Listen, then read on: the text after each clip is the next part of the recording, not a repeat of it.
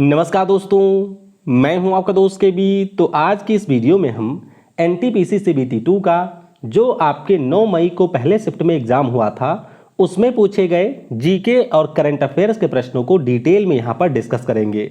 NTPC की अगर हम लोग बात करें तो ये आपका सबसे टफ वाला शिफ्ट था, क्योंकि इसमें आसान प्रश्नों की संख्या लगभग 19 से 20 थी। मॉडरेट टाइप के जो प्रश्न थे उनकी संख्या 14 थी और टफ लेवल के जो प्रश्न थे उनकी संख्या यहाँ पर 17 थी। तो पूरा वीडियो बहुत ही ध्यान से देखिएगा। इस वीडियो की जो पीडीएफ फाइल है वह आपको टेलीग्राम चैनल केवी गुरुजी या kbguruji.in के ऊपर मिल जाएगी। वहां से आप इसके डिटेल पीडीएफ को भी डाउनलोड कर सकते हैं। वीडियो की हम लोग शुरुआत करें उससे पहले मैं आपको बता दूं कि 19 तारीख तक अनअकैडमी के ऊपर एक बहुत ही शानदार ऑफर चल रहा है। यानी कि अगर आप अनअकैडमी का कोई कोर्स लेना चाहते हैं तो आप यहाँ पर कोड KV10 का यूज करके 20% का डिस्काउंट प्राप्त कर सकते हैं। ज़्यादा जानकारी के लिए ये मेरा व्हाट्सएप नंबर है, आप इस नंबर पर मुझसे कांटेक्ट कर सकते हैं। और अनअकैडमी के ऊपर जितने भी कोर्स हैं उस पर आप 35 से 40% तक का भी डिस्काउंट अवेल कर सकते हैं। तो इस व्हाट्सएप नंबर पर किसी भी कोर्स की जानकारी के लिए या किसी भी कोर्स पर मैक्सिमम डिस्काउंट के लिए आप मुझसे कॉन्टैक्ट कर सकते हैं। अनअकैडमी के ऊपर मेरी लाइव क्लास भी होती है, तो अगर आपको टीसीएस के एग्जाम का जो भी पैटर्न होता है या टीसीएस के द्वारा विभिन्न परीक्षाओं में जो प्रश्न पूछे जा चुके हैं उन सारे प्रश्नों की प्रैक्टिस करनी है तो नीचे डिस्क्रिप्शन में आपको मेरी प्रोफाइल का लिंक मिलेगा, उस पर क्लिक करके आप मुझे अनअकैडमी के ऊपर फॉलो कर सकते हैं। और यहाँ पर जो मेरी लाइव क्लास होती है उससे जुड़ करके आप अपनी तैयारी को और ज़्यादा बेहतर बना सकते हैं। तो चलिए अब इस वीडियो की हम शुरुआत करते हैं। देखिए, पहला प्रश्न पूछा गया था करंट अफेयर से कि महाराष्ट्र सरकार ने जेल पर्यटन पहल की शुरुआत कब किया था। तो टीसीएस ने यह प्रश्न पहले भी पूछा था। उस समय आपसे यह पूछा गया था कि किस राज्य की सरकार ने जेल पर्यटन शुरू किया था। यहां पर आपसे प्रश्न यह पूछ लिया गया है कि महाराष्ट्र की सरकार ने जेल पर्यटन पहल की शुरुआत कब की थी। तो ये जो आपकी पहल है वो पिछले साल 26 जनवरी के अवसर पर शुरू किया गया था, यानी कि जनवरी 2021 से ये शुरू हुआ था। तो इस प्रश्न का ऑप्शन डी हो जाएगा करेक्ट। यहां पर आप लोग देख भी सकते हैं, Maharashtra government to start jail tourism in state from 26 January. और यहां पर अगर आप जेल में घूमने जाना चाहते हैं तो आपको 5 रुपए से लेकर के 50 रुपए का टिकट भी लेना होगा। अगला प्रश्न था कि निम्न में से किसे उस प्रक्रिया के रूप में परिभाषित किया जा सकता है जिसमें सरकार एक या एक से अधिक कंपनियों को अधिकांश हिस्सेदारी बेचती है जबकि सरकार के पास अभी भी इसका स्वामित्व होता है और अल्पसंख्यक हितधारक के रूप में बनी रहती है। तो इसे हम लोग सिंपल शब्दों में डिसइन्वेस्टमेंट कहते हैं, यानी कि इसे विनिवेश कहा जाता है। तो बहुत ही सिंपल सा ये प्रश्न था, इसका बी ऑप्शन हो जाएगा करेक्ट। अगला प्रश्न था कि अनुच्छेद 239 का संबंध किससे है। अब देखिए, अगर आप ऐसे इस प्रश्न को देखेंगे अनुच्छेद के हिसाब से तो ये प्रश्न आपको टफ लगेगा, लेकिन अगर आप इसके ऑप्शन को पढ़ेंगे तो आप इसका उत्तर दे सकते हैं। पहले ऑप्शन में कहा गया है कि कैबिनेट मंत्रियों के द्वारा केंद्र शासित प्रदेशों का प्रशासन चलता है, यह बिल्कुल गलत है।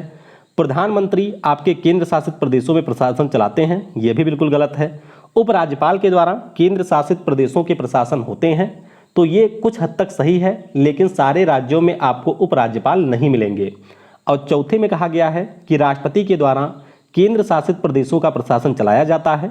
तो जाहिर सी बात है, जो भी हमारे केंद्र शासित प्रदेशों में प्रशासक या फिर उपराज्यपाल नियुक्त होते हैं उन सभी की नियुक्ति राष्ट्रपति महोदय ही करते हैं। तो इसीलिए इस प्रश्न का यहाँ पर डी ऑप्शन हो जाएगा करेक्ट। तो इस प्रश्न को आप लोग ऑप्शन की सहायता से कर सकते थे। अगला प्रश्न पूछा गया कि 3 अगस्त 2021 को बील मास्टर ओपन में भारत के 69वें शतरंज ग्रैंड मास्टर कौन बने। तो ये भी आसान ही प्रश्न था। यहाँ पर जो हमारे हर्षित राजा हैं वो आपके 69वें शतरंज ग्रैंड मास्टर बने थे। तो इस प्रश्न का सी ऑप्शन हो जाएगा करेक्ट। इसके अलावा अगर हम लोग 70वें ग्रैंड मास्टर की बात करें तो राजा ऋत्विक बने थे। 71वें की बात करें तो हमारे संकल्प गुप्ता बने थे। 72वें बने थे मित्रभा गुहा। और इस साल 73वें ग्रैंड मास्टर बने हैं, उनका नाम है भरत सुब्रमण्यम। तो ये सारे नाम आपको ध्यान रखने हैं। फिर एक प्रश्न पूछा गया कि भारत में जो सर्वप्रथम औद्योगिक नीति संकल्प है इसकी घोषणा कौन से साल में की गई थी। तो ये जो औद्योगिक नीति संकल्प है इसकी घोषणा 1948 में हुई थी। तो इस प्रश्न का ए ऑप्शन हो जाएगा करेक्ट। तो ये भी आपके मॉडरेट टाइप का प्रश्न है, पहले भी ये एग्जाम में पूछा जा चुका है। तो अगर आपने कहीं पर इसे पढ़ा होता तो आसानी से इसका उत्तर दे सकते थे। ए ऑप्शन हो जाएगा यहाँ पर करेक्ट। अगला प्रश्न है कि निम्न में से किसे जून 2021 में central European university open society award के सर्वोच्च पुरस्कार से सम्मानित किया गया था? तो ये पुरस्कार हमारे केरल राज्य की पूर्व स्वास्थ्य मंत्री को मिला था। नाम इनका क्या है? तो इनका नाम है के सैलजा। तो इस प्रश्न के लिए सी ऑप्शन हो जाएगा यहाँ पर करेक्ट। अगला प्रश्न है कि निम्न में से कौन सा उष्णकटिबंधीय चक्रवात मई 2021 में भारत के पश्चिमी तट से टकराया था? तो इसमें ऑप्शन देख करके ही आप लोग कर सकते थे। देखिए, हुदहुद काफ़ी समय पहले आया था, तितली भी काफ़ी समय पहले आई थी, वर्दा भी आपकी पहले आई थी। तौकते एकमात्र साइक्लोन है जो कि आपके पिछले साल का इसमें दिया गया है। तो इस प्रश्न का सी ऑप्शन हो जाएगा करेक्ट। आपको ध्यान रखना है कि ये जो तौकते नाम है वो म्यांमार ने दिया था। उसके अलावा यस नाम का चक्रवात आया था जिसका नामकरण ओमान ने किया था। गुलाम नाम का जो आया था उसका नामकरण पाकिस्तान ने किया था। शाहीन का नामकरण कतर ने किया था। जवाद आया था उसका नामकरण सऊदी अरब ने किया था। और इस साल का जो पहला चक्रवात आया उसका नाम आसानी है और इसका नामकरण श्रीलंका देश के द्वारा किया गया है। अगला प्रश्न ये टफी था कि रिन्यूएबल फ्यूल एसोसिएशन के आंकड़ों के अनुसार वर्ष 2020 में डैश डैश दुनिया का सबसे बड़ा एथेनॉल उत्पादक देश था। तो दुनिया में जो सबसे ज़्यादा एथेनॉल है इसका उत्पादन अमेरिका के द्वारा किया जाता है। इस प्रश्न का ऑप्शन डी हो जाएगा यहाँ पर करेक्ट। तो ये आप लोग पूरा डेटा देख सकते हैं कि कौन सा देश सबसे ज़्यादा उत्पादक है। अमेरिका इसमें टॉप पर है, दूसरे स्थान पर ब्राज़ील का नाम आता है, फिर इसमें स्थान आता है चाइना का। तो इस प्रश्न के लिए डी ऑप्शन होगा करेक्ट। अगला प्रश्न है कि चावल की भूसी के तेल के स्थिरीकरण में निम्न में से किस एंजाइम का उपयोग होता है? तो ये जो एंजाइम है इसका नाम है लाइपेज। क्या नाम है? लाइपेज इसे कहा जाता है। तो इस प्रश्न के लिए सी ऑप्शन हो जाएगा करेक्ट। तो ध्यान रखिएगा, जब हम लोग चावल की भूसी का जो तेल होता है उसका फिक्सेशन करते हैं तो इसके लिए हमें प्रोटीज या फिर एल्कलीज नाम के एंजाइम की ज़रूरत होती है। तो इस प्रश्न का यहाँ पर सी हो जाएगा करेक्ट। अगला प्रश्न है कि मछली का उपभोग बढ़ाने के लिए किस राज्य ने 21 नवंबर 2022 को एक्वा बाजार व एक्वा हब परियोजना का उद्घाटन किया था? तो ये जो आपका परियोजना है इसका उद्घाटन आंध्र प्रदेश की सरकार ने किया था। और ये भी काफ़ी टफ प्रश्न है क्योंकि 2020 का ये करंट अफेयर था। इस प्रश्न के लिए ऑप्शन ए हो जाएगा यहाँ पर करेक्ट। अगला प्रश्न है कि निम्नलिखित में से क्या एक ऊर्जा का एक गैर पारंपरिक स्रोत है? तो गैर पारंपरिक स्रोत की बात की गई है। पेट्रोल, लकड़ी और कोयला ये सारे हमारे पारंपरिक स्रोत हैं। गैर पारंपरिक स्रोत की बात करें तो ये आपकी विंड एनर्जी है। तो इस प्रश्न का डी ऑप्शन हो जाएगा करेक्ट। अगला प्रश्न है कि निम्न में से कौन सी विद्युत आवेश की वह इकाई है जो लगभग 6 × 10⁻18 इलेक्ट्रॉनों में निहित आवेश के बराबर होती है? तो आपको सिंपली ये पता होगा कि विद्युत आवेश की जो इकाई है वो हमारी कूलाम होती है।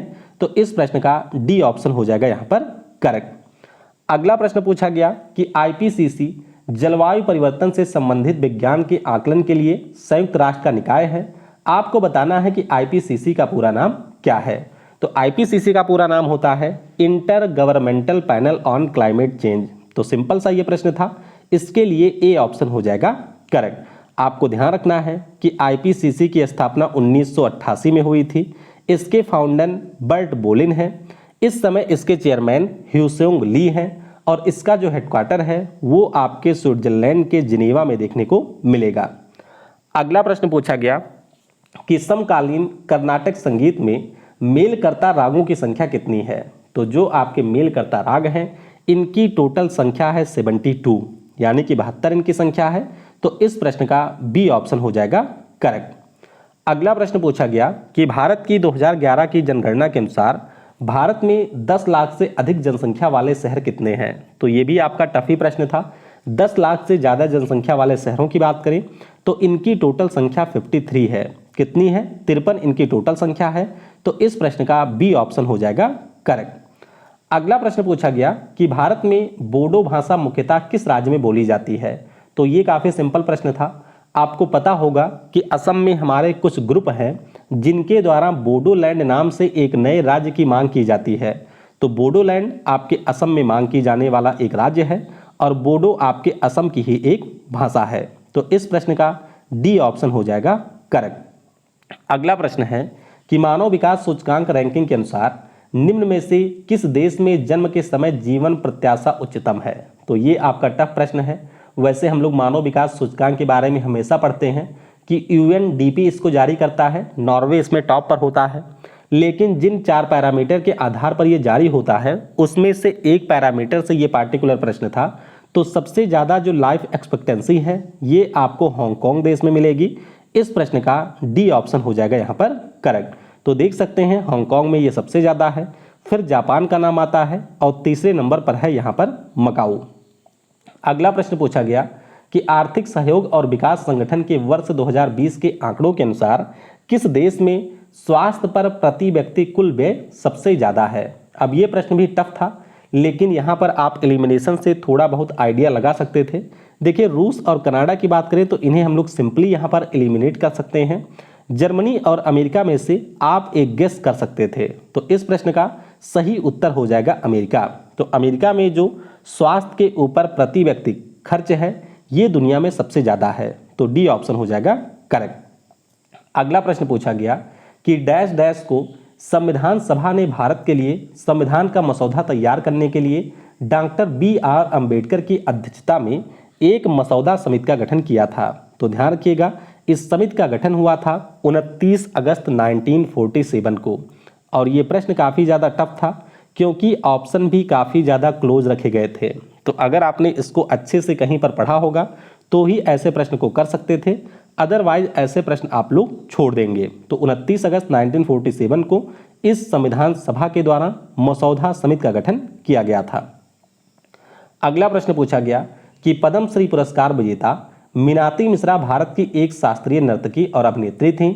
उन्हें निम्नलिखित में से किस भारतीय नृत्य स्वरूप में निपुणता के लिए ख्याति प्राप्त है। तो मीनाती मिश्रा की अगर हम बात करें ये हमारे उड़ीसी की डांसर हैं। उड़ीसी जो कि आपके उड़ीसा का क्लासिकल डांस है उसी से जुड़ी हुई थी मीनाती मिश्रा। ए ऑप्शन हो जाएगा यहाँ पर करेक्ट। तो जब हम लोगों ने आपके सारे क्लासिकल डांस के बारे में पढ़ा था तो वहाँ पर मैंने आपको बताया था कि पंकज चरण दास हैं, सोनल मानसिंह हैं, मीनाती मिश्रा हैं, केलू चरण मोहपात्र हैं, सुजाता मोहपात्र हैं, माधवी मुदगल हैं। ये सारे हमारे उड़ीसी डांस से जुड़े हुए हैं। अगला प्रश्न पूछा गया कि अल्लाह रखा के नाम से लोकप्रिय अल्लाह रखा कुरैशी एक भारतीय डैश डैश वादक है। तो अगर हम लोग अल्लाह रखा की बात करते हैं तो ये आपके प्रसिद्ध तबला वादक हैं। सेकेंड शिफ्ट में आपसे जाकिर हुसैन जी के बारे में पूछा गया था और पहले शिफ्ट में अल्लाह रखा के बारे में पूछा गया था। दोनों ही हमारे फेमस तबला वादक थे। ऑप्शन डी हो जाएगा करेक्ट। अगला प्रश्न पूछा गया कि पुडुचेरी के विल्लियानूर मंदिर में किया जाने वाला पुडुचेरी का कौन सा अनुष्ठानिक लोक नृत्य हिंदू महाकाव्य रामायण से संबंधित है। तो अगर आपको याद हो पिछले साल जब जीडी के लिए मैंने आपको डांस करवाए थे तो उस डांस में मैंने इसके बारे में आपको बताया था। तो ये जो हमारा डांस है इसका नाम है गराड़ी। क्या नाम है? गराड़ी इस डांस का नाम है। तो इस प्रश्न का ए ऑप्शन हो जाएगा करेक्ट। अगला प्रश्न पूछा गया था कि वर्ष 2021 में DRDO के द्वारा हिंद महासागर क्षेत्र में भारत की निगरानी क्षमता को बढ़ाने के लिए PSLV C-51 के द्वारा किस उपग्रह का प्रक्षेपण किया गया था। आपको याद होना चाहिए कि पिछले साल विज्ञान दिवस के अवसर पर जो हमारा PSLV C-59 है इसके जरिए हमने ब्राजील का अमेजोनिया 1, अपने भारत के सिंधु नेत्रा सैटेलाइट और अमेरिका के कुछ सैटेलाइट को लॉन्च किया था। तो इस प्रश्न का सी ऑप्शन सिंधु नेत्रा हो जाएगा करेक्ट। अगला प्रश्न था कि दिसंबर 2011 तक प्राप्त जानकारी के अनुसार भारत में नाभिकीय ऊर्जा संयंत्रों की कुल संख्या कितनी है। तो ये तो बहुत ही ज़्यादा सिंपल था। हमारे देश में जो परमाणु संयंत्र हैं उनकी संख्या टोटल 7 है। इस प्रश्न का बी ऑप्शन हो जाएगा करेक्ट। तो यहाँ पर आप लोग देख भी सकते हैं मैप से मैंने आपको लोकेट किया हुआ है। रावत भाटा, काकरापार, तारापुर, कैगा, कुडनकुलन, कलपक्कम और नरोरा ये 7 हो गए। लेकिन अगर आपसे नाभिकीय भट्टी के बारे में पूछा जाए तो ध्यान रखिएगा इस समय हमारे देश में टोटल 23 नाभिकीय भट्टी आपको देखने को मिलेगी। नाभिकीय ऊर्जा की अगर हम लोग बात करते हैं तो हमारे देश में जो बिजली का उत्पादन किया जाता है नाभिकीय ऊर्जा से, उसका योगदान 5वें नंबर पर है। तो ये पॉइंट भी आप ध्यान रखेंगे। अगला प्रश्न पूछा गया था कि इनमें से किसके दिल में 4 कक्ष होते हैं, यानी कि किसके दिल में 4 लोग रह सकते हैं। तो ये हमारा हो जाएगा मोर, क्योंकि मोर एक चिड़िया है। 4 कक्ष आपको मैमल्स के दिल में मिलेंगे और आपको मिलेंगे जो हमारी चिड़िया होती हैं। तो इस प्रश्न के लिए बी ऑप्शन हो जाएगा यहाँ पर करेक्ट। फिर एक प्रश्न पूछा गया था बिल्कुल सिंपल सा कि मौलिक कर्तव्यों को भारतीय संविधान में कौन से साल में शामिल किया गया था। तो जो आपके मौलिक कर्तव्य हैं 42वें संविधान संशोधन के द्वारा 1976 में इसको शामिल किया गया था। इसके जरिए संविधान में एक नया अनुच्छेद 51A ऐड हुआ था और स्वर्ण सिंह समिति के रिकमेंडेशन के बाद में इसको शामिल किया गया था और ये प्रावधान हमने लिया था सोवियत संघ से। तो सी ऑप्शन हो जाएगा यहाँ पर करेक्ट। अगला प्रश्न पूछा गया था कि उपभोक्ता का इष्टतम बंडल बजट रेखा और डैश डैश के बीच स्पर्श जायत्व बिंदु पर स्थित होता है।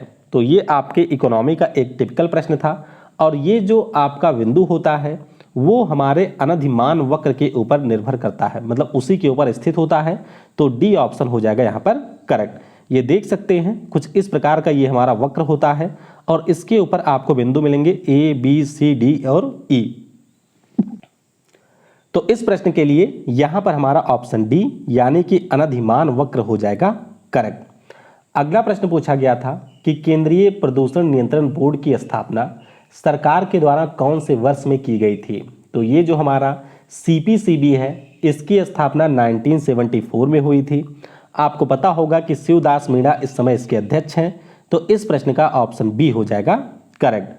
ये जो हमारी संस्था है वह आपके वन पर्यावरण और जलवायु परिवर्तन मंत्रालय के अधीन काम करती है। अगला प्रश्न पूछा गया था कि निम्न में से कौन सा इंटरनेट प्रोटोकॉल हमें वर्ल्ड वाइड वेब पर डेटा एक्सेस करने की अनुमति देता है। तो ये प्रोटोकॉल HTTP होता है यानी कि हाइपर टेक्स्ट ट्रांसफर प्रोटोकॉल होता है। तो यहाँ पर ऑप्शन ए हो जाएगा करेक्ट। फिर एक प्रश्न पूछा गया था कि डैश डैश ने चित्तौड़गढ़ में महमूद खिलजी को पराजित किया और विजय स्तंभ स्थापित किया था।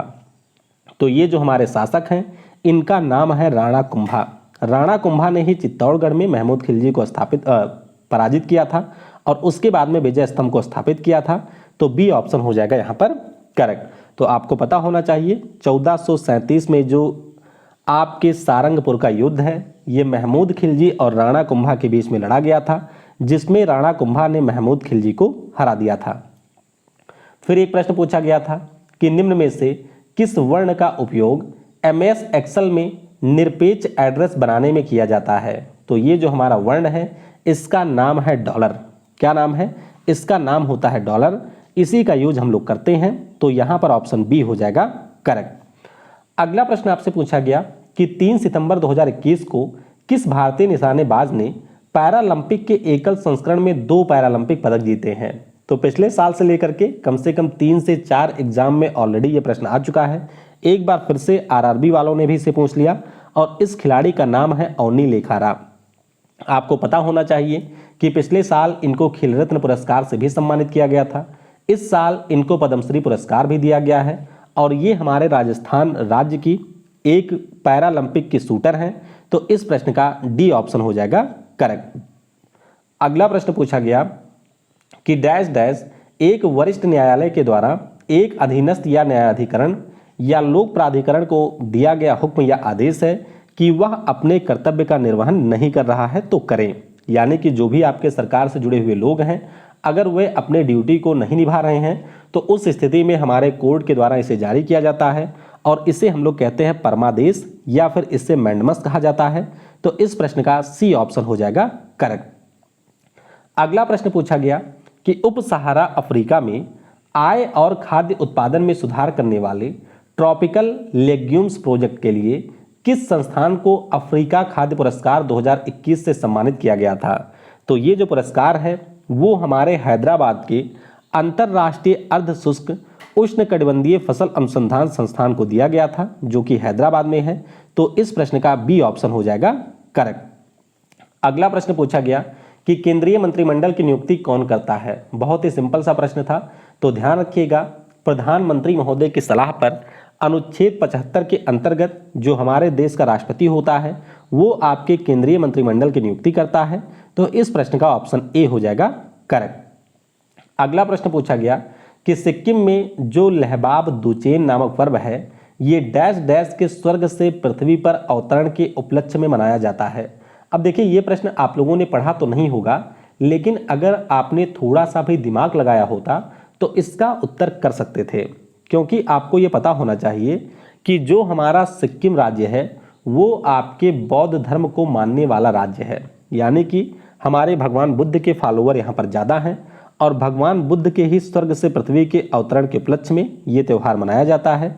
तो इस प्रश्न का ए ऑप्शन हो जाएगा यहाँ पर करेक्ट। अगला प्रश्न पूछा गया था कि सीमांत उपभोग प्रवृत्ति, जिसे आप लोग मार्जिनल प्रोपेंसिटी टू कंज्यूम कहते हैं, ये आपके किससे संबंधित होती है। तो ये हम लोगों ने एनालिसिस में भी किया था। आय में परिवर्तन, यानी कि किसी की आय में जो परिवर्तन हो रहा है और उसके उपभोग में जो परिवर्तन हो रहा है, इसी की रेशियो को सीमांत उपभोग प्रवृत्ति कहते हैं। तो इस प्रश्न का डी ऑप्शन हो जाएगा करेक्ट। अगला प्रश्न पूछा गया कि वैलेरिया लुइसेली को उनके किस उपन्यास के लिए पिछले साल अंतरराष्ट्रीय डबलिन साहित्य पुरस्कार 2021 प्रदान किया गया। तो ये जो पुरस्कार है ये मिला था इनको लास्ट चिल्ड्रन आर्काइव नाम के उपन्यास के लिए। तो वैलेरिया लुइसेली ने इस उपन्यास को लिखा था और इसीलिए पिछले साल इनको अंतर्राष्ट्रीय डबलिन साहित्य पुरस्कार दिया गया। ए ऑप्शन हो जाएगा यहाँ पर करेक्ट। अगला प्रश्न पूछा गया कि भारत के वे पहले अधिकारी कौन हैं जिन्हें जेंडर लीडरशिप एंड इम्पैक्ट श्रेणी के तहत फरवरी 2021 में संयुक्त राष्ट्र एशिया पर्यावरण परिवर्तन पुरस्कार से सम्मानित किया गया। तो ये जो हमारे अधिकारी हैं इनका नाम है सस्मिता लेंका। क्या नाम है? सस्मिता लेंका इनका नाम है। ये पिछले साल फरवरी का करंट अफेयर था। ए ऑप्शन हो जाएगा यहाँ पर करेक्ट। अगला प्रश्न पूछा गया कि 12 मार्च डैश डैश को भारत सरकार के द्वारा साहित्य अकादमी का औपचारिक उद्घाटन किया गया था। तो ध्यान रखिएगा इसका उद्घाटन 1954 में हुआ था। तो इस प्रश्न का बी ऑप्शन हो जाएगा यहाँ पर करेक्ट। और आपको ये भी ध्यान रखना है कि जो साहित्य अकादमी है ये हमारे शिक्षा मंत्रालय के अधीन नहीं आता है, ये आपके मिनिस्ट्री ऑफ कल्चर के अंतर्गत एक संस्थान है। और नीचे कमेंट में मुझे ज़रा ये बताइएगा कि जो हमारा मिनिस्ट्री ऑफ कल्चर है इसके वर्तमान में मंत्री कौन हैं, उनका नाम आपको नीचे कमेंट में बताना है। फिर एक प्रश्न पूछा गया था कि आधुनिक आवर्त सारणी के अनुसार निम्न में से किस तत्व का परमाणु क्रमांक 30 है। तो ये जो हमारा तत्व है इसका नाम है जिंक। क्या नाम है? जिंक जो आपका एलिमेंट है ये डी ब्लॉक का एलिमेंट है और इसका एटॉमिक नंबर 30 है। सी ऑप्शन हो जाएगा करेक्ट। एक प्रश्न और पूछा गया था कि महिलाओं की एक पत्रिका जिसका नाम बाम बोधनी है इसके संस्थापक कौन थे। तो ये जो हमारी पत्रिका है इसके संस्थापक थे उमेश चंद्र दत्ता। क्या नाम है? उमेश चंद्र दत्ता इनका नाम है। तो इस प्रश्न का डी ऑप्शन हो जाएगा करेक्ट। तो 1863 में जो हमारे उमेश चंद्र दत्ता हैं इनके द्वारा महिलाओं के लिए एक मंथली जर्नल को जारी किया गया था और इसी का नाम था बम बोधनी। अगला प्रश्न पूछा गया कि वैष्णव संप्रदाय में देव के कितने अवतार या अवतरणों को माना गया है। तो हमारे भगवान विष्णु के टोटल 10 अवतार माने जाते हैं। ऑप्शन यहाँ पर बी हो जाएगा करेक्ट। तो ये आप लोग देख सकते हैं, फिश हो गया, टॉर्टाइस है, मैन लॉयन, डॉर्फ, राम हो गए, भगवान कृष्ण हो गए, बुद्ध हो गए, कल्कि का अवतार है। तो ये सारे भगवान विष्णु के अवतार हैं। अगला प्रश्न पूछा गया था कि कालिदास की निम्नलिखित में से किस कृति में भगवान शिव और देवी पार्वती के पुत्र कार्तिकेय के जन्म के प्रसंग को आधार बनाया गया है। तो ये जो हमारा इनकी रचना है इसका नाम है कुमार संभव। कुमार संभव में आपके भगवान कार्तिकेय के बारे में बताया गया है। तो इस प्रश्न का बी ऑप्शन हो जाएगा करेक्ट। अगला प्रश्न सिंपल सा था कि चंपारण सत्याग्रह कौन से साल में शुरू हुआ था। तो आपको पता होना चाहिए गांधी जी के द्वारा किया गया यह पहला सत्याग्रह था। ये हमारे 1917 में हुआ था बिहार में जो चंपारण है, और ये आपकी नील की खेती के विरोध में किया गया था। महात्मा गांधी जी को इसमें राजकुमार शुक्ला ने इनवाइट किया था। तो डी ऑप्शन हो जाएगा करेक्ट। एक प्रश्न और पूछा गया कि नील नदी को निम्नलिखित में से किसकी रीढ़ की हड्डी कहा जाता था। आपको पता होना चाहिए कि जो मिस्र की सभ्यता है वो आपकी इसी नदी के किनारे विकसित हुई थी और इसीलिए नील नदी को यहाँ पर बैकबोन कहा जाता है मिस्र का, यानी कि इजिप्ट का। तो डी ऑप्शन हो जाएगा करेक्ट। अगला प्रश्न पूछा गया कि विश्व का सबसे बड़ा नदी द्वीप माजुली निम्नलिखित में से किस नदी पर स्थित है। अब इस प्रश्न में ऐसी पता नहीं कौन सी खास बात है कि हर एग्जाम में ये प्रश्न जरूर पूछ लिया जाता है, और आपको पता होना चाहिए कि जो हमारा ब्रह्मपुत्र नदी है उसी में आपको ये माजुली द्वीप देखने को मिलेगा। तो माजुली द्वीप और एक द्वीप इसमें और है जिसका नाम है मयूर, या जिसे हम लोग पिकाक द्वीप कहते हैं, तो ये भी आपको ब्रह्मपुत्र में मिलेगा। इन दोनों से ही प्रश्न पूछे जाते हैं। सी ऑप्शन हो जाएगा करेक्ट। अगला प्रश्न पूछा गया कि निम्नलिखित में से कौन सी भारतीय रेलवे की सबसे पुरानी उत्पादन इकाई है। तो सबसे पुरानी की बात करें, इसका नाम है चितरंजन लोकोमोटिव फैक्ट्री, जो कि आपको पश्चिम बंगाल में मिलेगी और 1950 में इसकी स्थापना हुई थी। तो यहाँ पर डी ऑप्शन हो जाएगा करेक्ट। अगला प्रश्न पूछा गया था कि ऊर्ध्वपातन क्या है। तो आप सभी को पता होगा कि कोई भी ठोस वस्तु जो कि बिना द्रव में बदले सीधे गैस अवस्था में बदल जाती है, उसी प्रक्रिया को हम लोग कहते हैं सब्लिमेशन। इसका सबसे बढ़िया एग्जाम्पल आपका कैम्फर यानी कि कपूर होता है। तो इस प्रश्न का बी ऑप्शन हो जाएगा करेक्ट। आखिरी प्रश्न था कि भारत के निम्नलिखित में से किस राज्य में पढ़यनी भद्रकाली मंदिर में किया जाने वाला एक धार्मिक नृत्य स्वरूप है। तो आपको पता होना चाहिए कि जो पढ़यनी नाम का डांस है ये हमारे केरल राज्य का है। तो सिंपल सा प्रश्न था, बी ऑप्शन हो जाएगा इसका करेक्ट। तो इस प्रकार से टोटल हमने 50 प्रश्नों को यहाँ पर डिस्कस कर लिया है। अगर आपने यहाँ तक वीडियो को पूरा देखा है तो कमेंट में ज़रूर मुझे ये बताइएगा कि आपके लिए ये पेपर कैसा था, या अगर आपको ये पेपर दिया जाता तो आप इसमें से कितने प्रश्नों का उत्तर दे सकते थे। वीडियो को समय देने के लिए आपको बहुत बहुत धन्यवाद। Thanks for watching. जय हिंद, जय भारत।